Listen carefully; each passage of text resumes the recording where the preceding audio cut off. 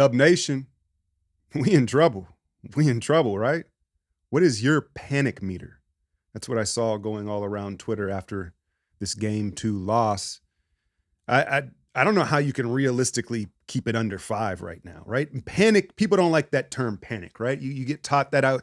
I used to work with at a school and coach with kids, and one of my principals was like, hey, don't ever use the word panic, right? That's just not a good look, right? So panic meter, but level of worry, it's got to be at a 6 or 7, right? Even if you're an optimist. But yeah, let's start in the first quarter last night. 9 turnovers. But did you catch Steve Kerr in the between quarters? The interview he does, and he goes, "I'm not worried about the turnovers. We're playing good defense." It's like, It's like, yeah, kind of. Or the young Kings have a little bit too much adrenaline and they're missing a lot of open shots. But the defense, it wasn't bad. But I thought that it was an interesting insight ultimately into who this team is and Steve Kerr's theory, right? And you understand systemically the way they pass the ball, the volume of passes, they're always going to be atop the league in turnovers. But the way he brushed off 9 first quarter turnovers just, again, gives you a little bit of insight that's why they keep doing it. They ain't really tripping. They ain't really tripping off the turnovers. So that wasn't a good sign. And it felt like after that first quarter, should have had a bigger cushion on the road against this Kings offense that wasn't going to keep missing wide open shots. But ultimately, I think the defense has been all right when you consider the offensive firepower that they're going against. I actually think that it's the offense that's leading to the Kings' transition and explosions, right? And, we've seen this look often when you have Draymond and Looney out there, how much respect our defense is going to give them. And Mike Brown is giving them no respect, right? And styles make fights. You're looking at a Kings team that's not only bigger, they're younger, and they appear to be hungrier, right? And they're out there basically playing 3-on-5 offensively. That's a recipe for disaster. You're putting too much pressure on the Splash Brothers to create shots with just not enough space. There's a theory in sport that I subscribe to where teams usually don't like when you do what they do to them, right? Like if a team press them, they won't like it, is the example, at the youth level. One thing that Sacramento is doing a really good job of is they're flipping their screens, whether it's Sabonis, Len, Barnes, whoever's setting it, they're coming up and they're flipping it at the last second, and it's giving, when you give Monk or Fox just a half a step, right? If it's GP2 or Dante or whoever it is trying to navigate that screen, if they take 1/2 step the wrong direction before the screen's set, it's too late with their speed downhill. And I think that has been been very well coached up from Sacramento side of things. And I say all that to say the Warriors have to utilize that on the other end right now, because the reason why Sabonis, and credit to him because he is moving his feet and he's been disciplined, but the reason he's not being as exposed as I think we thought he would, especially above the 3-point line, is he doesn't have to worry about the roll man. Mike Brown has simply told him, don't worry about Draymond, don't worry about Looney. Just get up there, high hands, and keep Steph or whoever it is in front, right? Don't get blown by. And that's a much more easy assignment as opposed to tagging and getting back and worrying about the lob threat. There's none of that. Late in the game last night, the Warriors kind of figured it out. They started setting the high pick and roll like at the logo at midcourt, giving Steph more space to operate in, and they started flipping the screens. And sometimes you call it a flat screen, right? Where like Kavon, let's say he, instead of choosing a left or right side, you set it behind the on-ball defender and then just kind of angle it at the last second, right? And giving Steph a little more room to operate, not just by flipping the screen, but also by setting it 40 feet from the basket so there's more space for Sabonis to have to defend in, right? So they had a little bit of success with that, but I got to see a lot more of that. And ultimately, I think we're all thinking, where's Jonathan Kuminga? He played 4 minutes last night, and you want to talk about a vertical spacer and a rim roller, a guy that can get downhill. If you put him in these high pick and rolls, I don't think that they can play with this same strategy. Giving him the ball downhill in the middle of the floor, I think is a way to break this Kings defense down. Now, the issue is on the other end. As good as Kuminga has been defensively this season, asking him to guard Sabonis is trouble, right? And I mean, this is, again, the number one offense in the league. We know that, right? So there's holes to plug everywhere. And I think that that's probably Kerr's issue. The other issue was we saw Moses Moody, and he played well in his minutes. But again, I think we all were thinking those probably should have been Kuminga's minutes, but Moody spreads the floor in theory, right? So that's the other issue. But if he's the screener, you're not worried about him spreading the floor. You have to put him in the Draymond role. But then we're talking about either one of Draymond or Looney off the floor. And then that brings me to Stompgate, right? That brings me to Stompgate where, hey, maybe they won't have a choice. Maybe Draymond will be not in the arena for game 3. And I'm not saying he should. I'm not saying he should get suspended. But, Sabonis and Draymond, they're actually cut from the same cloth when you talk about playing style, if you want to be honest. Sabonis is just a little more nuanced. He's a little sneakier with all the tactics, but he does it. He swings high bows, he clips you, he hip bumps you, he'll drop his weight on you, he's shoving, he's doing all that, right? And so, this big debate about this controversy, Sabonis absolutely tried to pull Klay down as he went down, and he absolutely grabbed Draymond's ankle, and Draymond absolutely stomped the shit out of him in his chest, right? It's all true. It's all true. And so you say, well, how do they dish this punishment out? I'm not mad at the flagrant 2. It was aggressive. It was aggressive, objectively speaking. And I know people were saying, oh no, he was just trying to get his balance out. What I saw was he loaded up his hip and he planted it. But Draymond at this stage in his career is not going to get the benefit of the doubt. So that's fine. They threw him out. The technical, I don't think there should be any further consequences for Draymond when you consider that Sabonis was the antagonizer, right? He started the incident. If he doesn't do it, it doesn't happen, right? And it would just, I don't know. But it's funny though that, Dub Nation and people are upset that Mike Brown and how Sacramento is campaigning to get Draymond suspended. Why are y'all surprised? Like, why? This is how it works, right? What's the saying? If you're not cheating, you're not trying.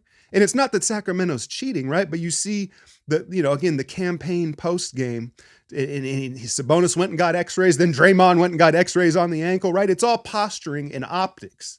But ultimately, since Sabonis instigated it, I don't think that you can you can't punish Draymond to that extent, as vicious as it did look in real time. But back to the X's and O's of this matchup, we know that the Warriors need Draymond. They need his his physicality in the trenches, his leadership, even if he's walking that fine line. But last night, and ultimately, as good as he is defensively, offensively, he's killing us just as much. You saw the turnovers where they're just over-anticipating. He's not even looking at the hoop. He's just staring down all the off-ball screen action. And again, Mike Brown, Harrison Barnes has this young team ready and hip to all these actions. Now, the other way, I think, to slow the pace, you remember in the preview video, I was like, hey, I think they got to slow the pace down. I don't think they want to go up and down with these guys, would be to Andrew Wiggins, who, he's missed some big shots, but overall, he looks pretty good, and he caught a rhythm there in that third quarter. If Sacramento is going to ride with this Fox-Monk dynamic duo, like down the stretch of games, you got to punish him on the other end. And I think the best way to do that would be to get the Wiggins switch and let him work. What is he like, that right block where he can turn left shoulder to the middle of the floor, and see if we can break their defense that way, whether he's just mousing the housing him or they're drawing doubles and it's a drive and kick, right? And that goes the same for Kuminga in his minutes, because everyone's bigger than the Warriors. There's no doubt about it. But Sacramento's not this huge team, and they've got smaller guards and guards that can be taken advantage of in the paint. That brings me to Davion Mitchell, he's been the X factor in the series, right? It's a little early. You say it's only been 2 games. In game 1, Trey Lyles goes off. That's kind of unexpected. In game 2, Davion Mitchell, 15 points, allowed Mike Brown to keep him on Steph down the stretch. And I know that I've focused on the lack of vertical spacing and the lack of threat that Draymond and Looney are, but another big part of why this has been so effective is off night.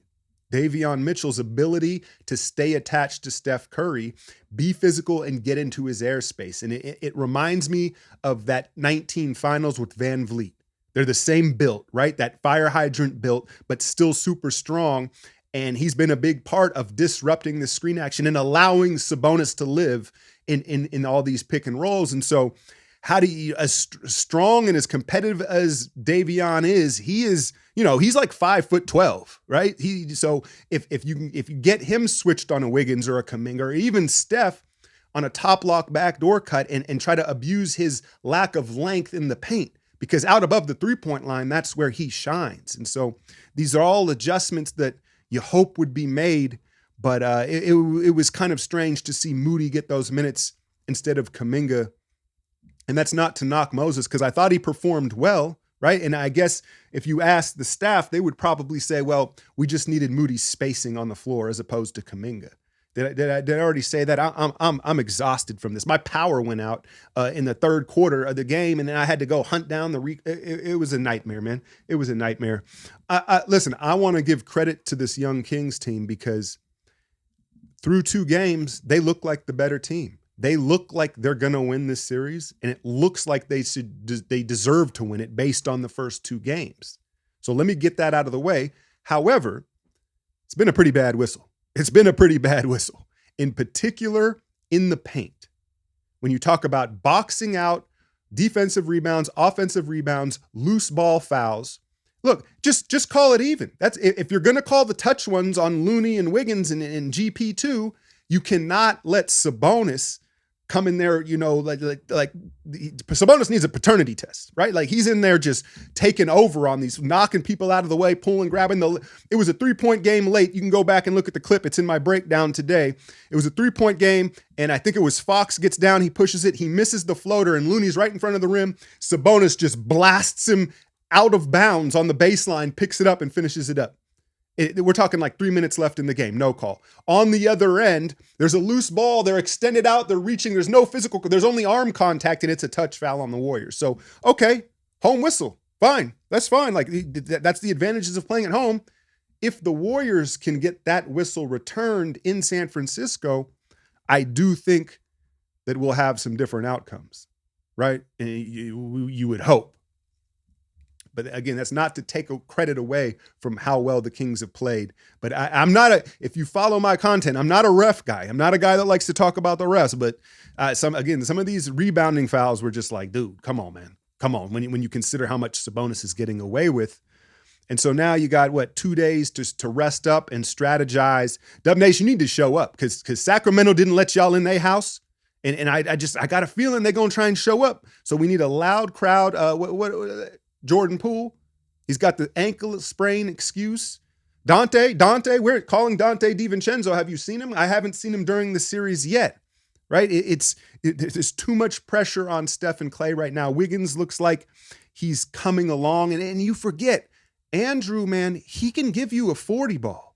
He can give you 35, but he's one of those guys where you kind of, it's not going to be in the motion offense. You kind of got to force feed him the ball a little bit, perhaps with the second unit or in the non-Steph minutes, get him switched on Monk or Herter or Davion or Fox, right? And see what we can do there. He's a willing passer and maybe operate inside out to generate some of these 3-pointers. And so, yeah, man, as far as what do we call it? The panic meter, I'm at about a 7 right now. Like it's certainly not over, but if I was a betting man, if you wanted me to put my money on it, I ain't putting my money on the Warriors to get out of this. Everything comes to an end, and it rarely ends gracefully. But I also know that I've said this probably for 3 or 4 years, right? And they keep proving me wrong. And so let's get cliche here. Don't underestimate the heart of a champion. I expect a ton of fight out of the Warriors, and I think this is going to be a long series. But it's set itself up now to where they're in trouble, right? And the Kings, the confidence has to be growing. And so now I think the focus shifts to Mike Brown and Steve Kerr and their familiarity with each other in the adjustments, because I think everybody knows who's going to be involved in this series. I don't think we're going to see any surprise people in the rotation. Len was somewhat of a surprise. And then Kuminga is a surprise that he's not in it. So I guess that's the one card that Kerr has up his sleeve, because it's certainly not, a 40-year-old Andre Iguodala with one arm. Anyway, y'all know I be getting negative and ranty here. I just wanted to touch base with y'all and let you know, again, full breakdown on the patron. And I'll be back with some more content and kind of just exhale here and prepare for this huge game 3. When is it? Thursday? Hit that like, share, and subscribe. I'm out, y'all.